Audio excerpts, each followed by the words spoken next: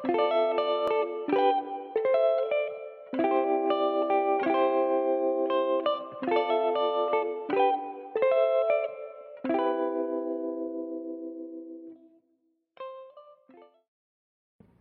dia.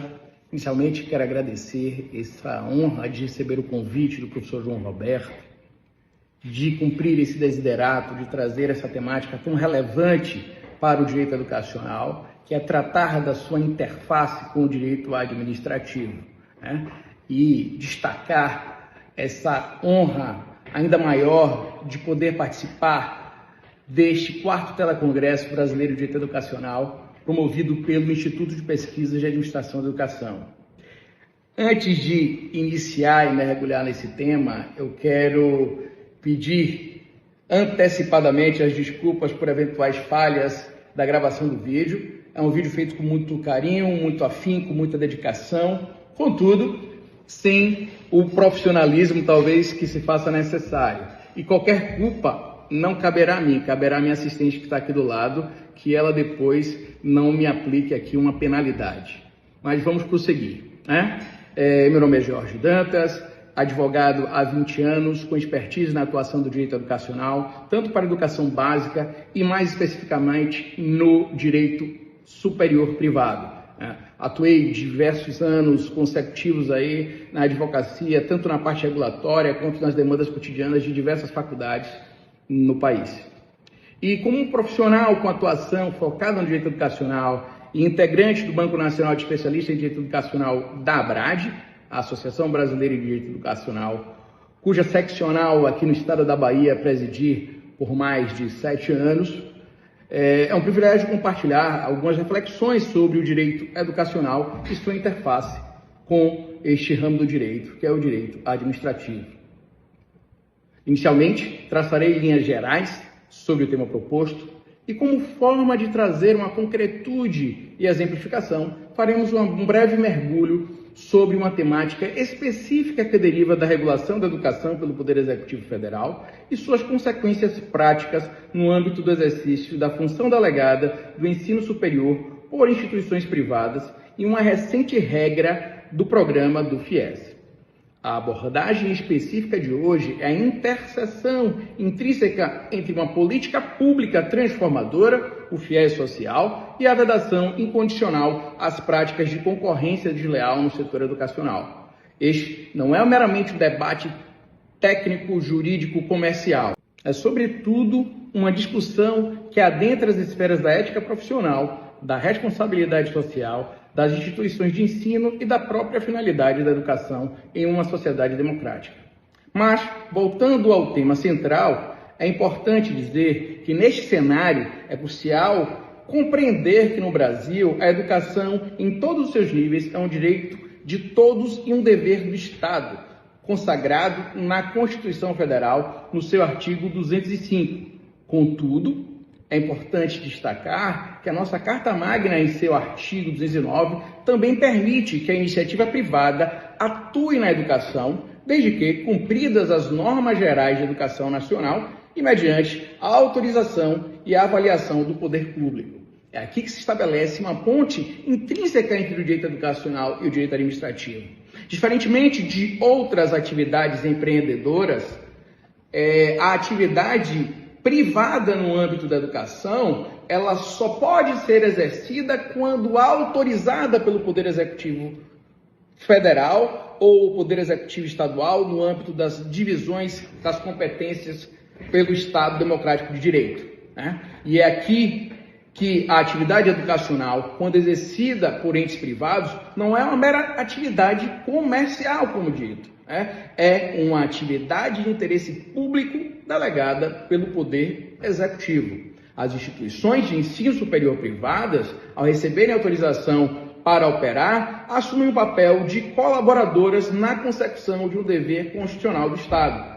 E, assim como as escolas, elas precisam de uma autorização do Estado, elas complementam a rede pública, oferecendo diversidade de cursos, metodologias e localizações e contribuem para a capilaridade da educação em todo o território nacional.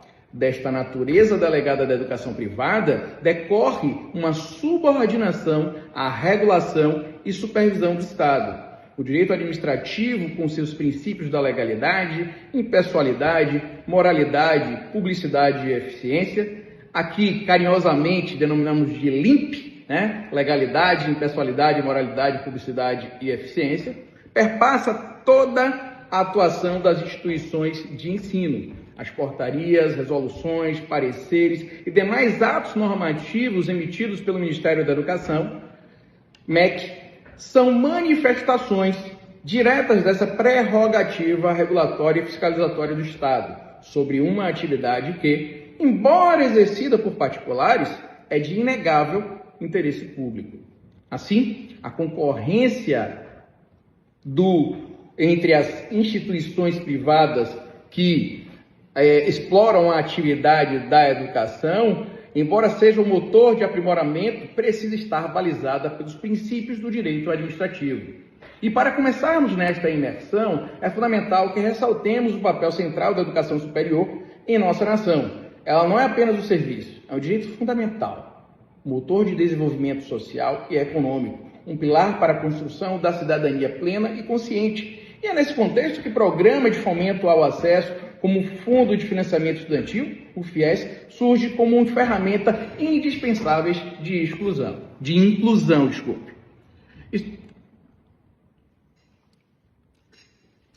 Historicamente, o FIES tem sido uma ponte para milhares de jovens, e isso é de conhecimento público e notório em nosso país.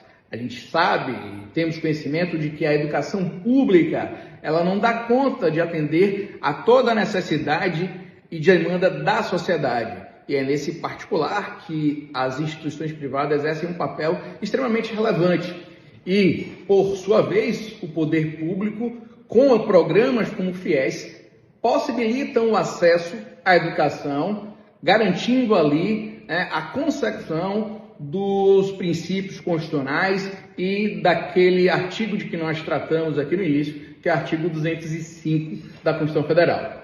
Com a evolução e criação do FIES social, essa ponte se tornou ainda mais robusta e direcionada, visando democratizar o acesso ao ensino superior para segmentos da população que mais precisam de apoio. Isso porque existiam regras muito rígidas, muito mais rigorosas para a liberação do acesso ao financiamento estudantil, e com o FIES social possibilitou que pessoas, estudantes pudessem, uma outra camada pudesse acessar o ensino superior privado.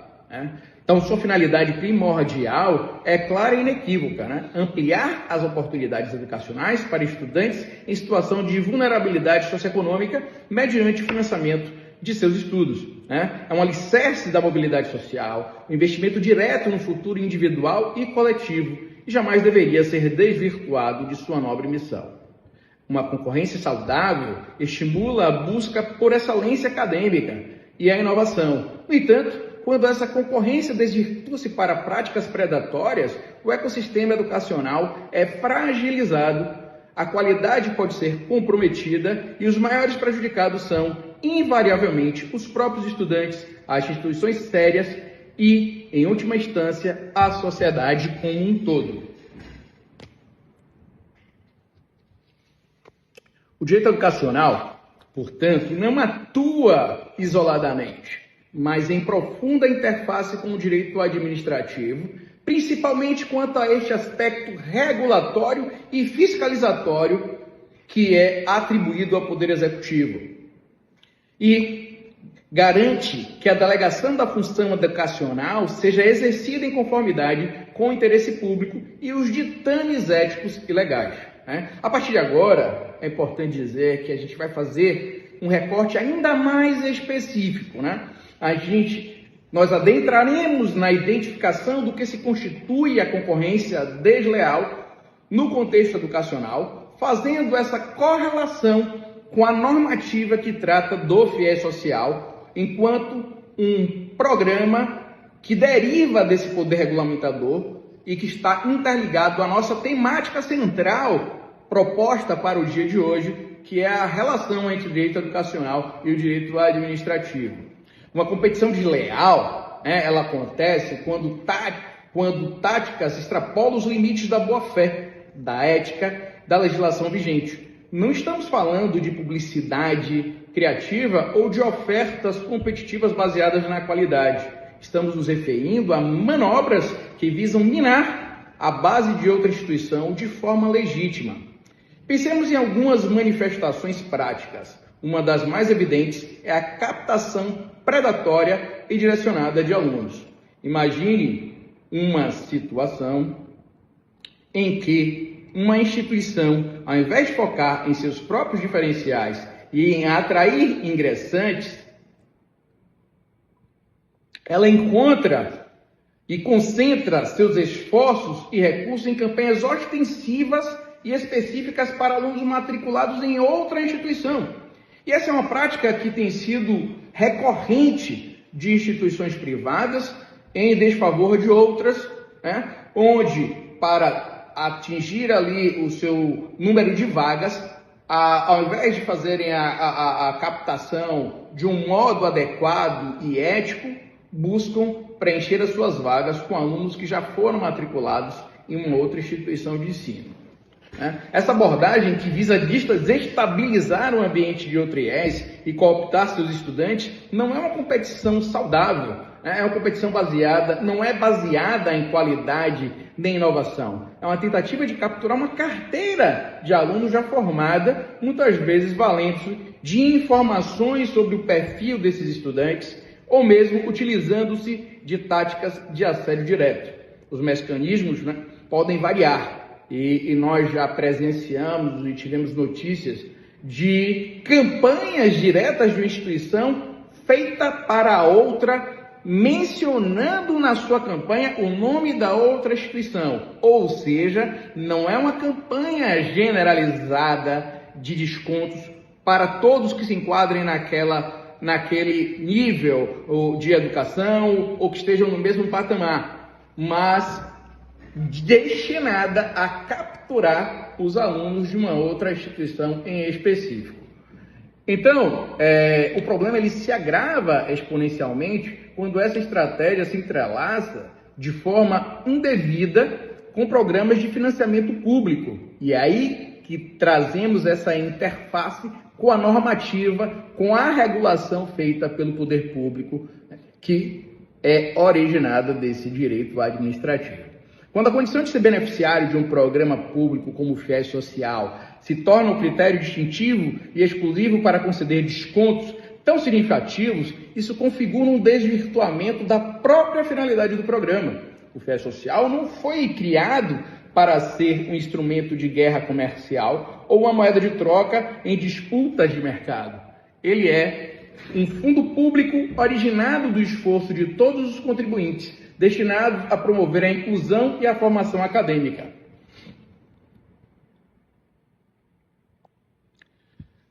Quando uma instituição utiliza essa condição para ofertar uma mensalidade significativamente reduzida, ela está, de certa forma, instrumentalizando o benefício público como uma isca para uma disputa comercial. Isso não apenas compromete a ética da concorrência, mas também pode gerar um prejuízo indireto ao erário público, que em tese estaria financiando uma base de valor que a própria instituição não pratica para os seus demais alunos. Essa distorção é inadmissível e mina a credibilidade do programa e do setor. E aí é importante que a gente destaque os impactos dessas práticas, que são multifacetados e prejudicam todo o sistema. E aí, em primeiro lugar, para o estudante. Qual é a consequência para o estudante? Ele gera uma incerteza, uma ansiedade e muitas vezes a ilusão de uma vantagem que pode não se concretizar em uma experiência acadêmica superior. A mudança abrupta de instituição pode levar à descontinuidade pedagógica, à perda de vínculos e à necessidade de adaptação curricular que comprometa a sua trajetória. Para a instituição lesada, a perda inesperada de alunos desestabiliza o planejamento acadêmico e financeiro, especialmente em cursos de alto investimento em infraestrutura e corpo docente. Há um dano reputacional e um desestímulo à inovação pois o foco se desvia da qualidade para a defesa contra táticas predatórias. Nesse particular, eu gostaria de trazer uma experiência que tive na minha atuação como advogado, em que fomos provocados a ajuizar uma ação contra uma outra instituição de ensino que estava a cooptar alunos que tinham acabado de concluir o primeiro semestre do curso de medicina de uma instituição, e uma outra instituição de ensino superior simplesmente elaborou uma propaganda específica para atrair aqueles alunos. E, pasmem, quando os alunos foram um ou dois alunos se transferiram, foram surpreendidos com o aumento da mensalidade, que implicaria, ao final, um resultado desfavorável ao aluno, ou seja, aumentaria a sua dívida a ser paga ao final do curso. Então, para a sociedade, o uso indevido de recursos públicos e o comprometimento da qualidade educacional afeta o desenvolvimento do capital humano e a equidade social que o FIES social busca promover. Daí, o que é que temos como desdobramento dessa relação intrínseca do direito administrativo com o direito educacional? O poder regulamentador da educação. E, neste particular, é importante que vocês memorizem e anotem, caso queiram mergulhar um pouco mais sobre essa temática, a portaria do MEC 239 de 2024. A portaria 239 de 2024 é um instrumento legal de proteção e reafirmação de princípios que institui o FIES social. Felizmente, o Ministério da Educação, atento às dinâmicas e distorções de mercado educacional, atuou preventivamente ao editar a portaria do MEC 239, de 21 de março de 2024. Esta portaria é um documento que visa estabelecer um balizador de condutas que busca proteger a integridade do sistema e coibir os abusos. E nesse ponto, a portaria, senhores e senhoras, ela é um exemplo claro da interface entre o direito educacional e o direito administrativo, pois ela representa o exercício do poder regulatório do Estado sobre a atividade educacional delegada à iniciativa privada. É crucial que todas as instituições e profissionais do setor compreendam profundamente seus dispositivos. E aí, permitam-me aprofundar em alguns dos artigos mais relevantes desta portaria. O primeiro deles que iremos abordar é o conteúdo do artigo 3º da portaria 239. Este artigo não poderia ser mais claro e fundamental, porque ele estabelece que as instituições de ensino superior devem pautar as suas ações de divulgação, captação e oferta de vagas pela transparência, pela ética e pelo respeito mútuo entre as instituições. A redação é imperativa ao determinar que as instituições de ensino superior, as IES, devem se abster de práticas que configurem concorrência desleal ou que possam induzir o estudante a erro. O que isso significa na prática? Significa que as estratégias de marketing e de captação de alunos devem ser baseadas na verdade, na clareza e no respeito ao concorrente. A busca deliberada e direcionada por estudantes de outra IES, com ofertas não generalizadas ou com formações incompletas, ou até mesmo não asseguradas aos próprios estudantes daquela instituição, é a própria definição de concorrência desleal que a portaria busca coibir. E naquele caso que eu acabei de mencionar para os senhores, nós obtivemos uma liminar que estabeleceu uma multa diária de R$10 mil em desfavor da outra instituição e, em seguida, num processo em que fizemos uma tutela antecipada antecedente, já aditamos a inicial e o custo do lucro cessante que essa outra instituição pode vir a pagar é de pouco mais de R$1 milhão por cada aluno que eles levaram de uma forma antiética e contrária à regulamentação da portaria. O artigo 5º, que trata da vedação do uso de informações sigilosas obtidas de forma não autorizada, porque, como estou aqui a ilustrar com esse exemplo, como é que se chegou aos dados e o WhatsApp e telefone dos alunos de outra instituição? Então, houve uma utilização devida de dados sigilosos. Por gentileza, você consegue trazer aquele outro artigo lá, Tânia? Permitam aqui. Subindo, cara.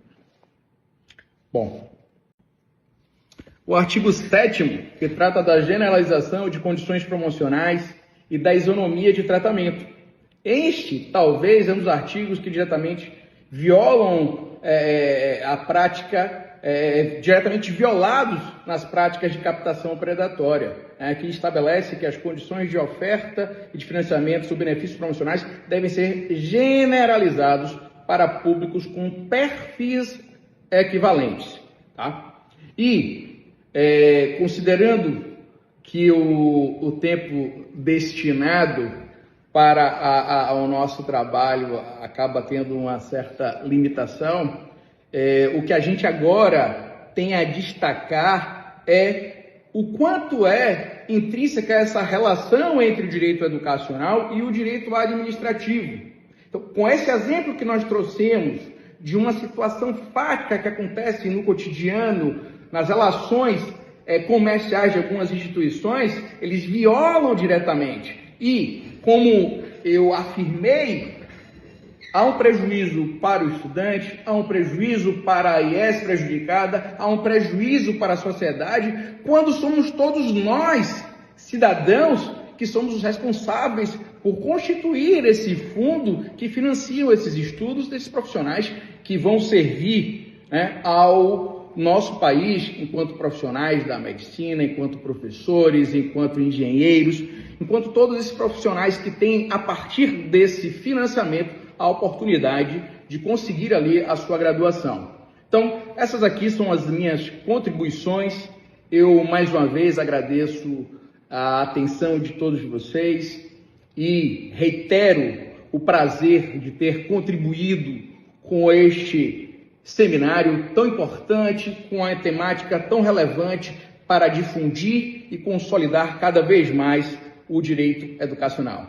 Então, deixo aqui o meu abraço caloroso a todos vocês e que aproveitem todos os outros temas e um excelente seminário. Um abraço.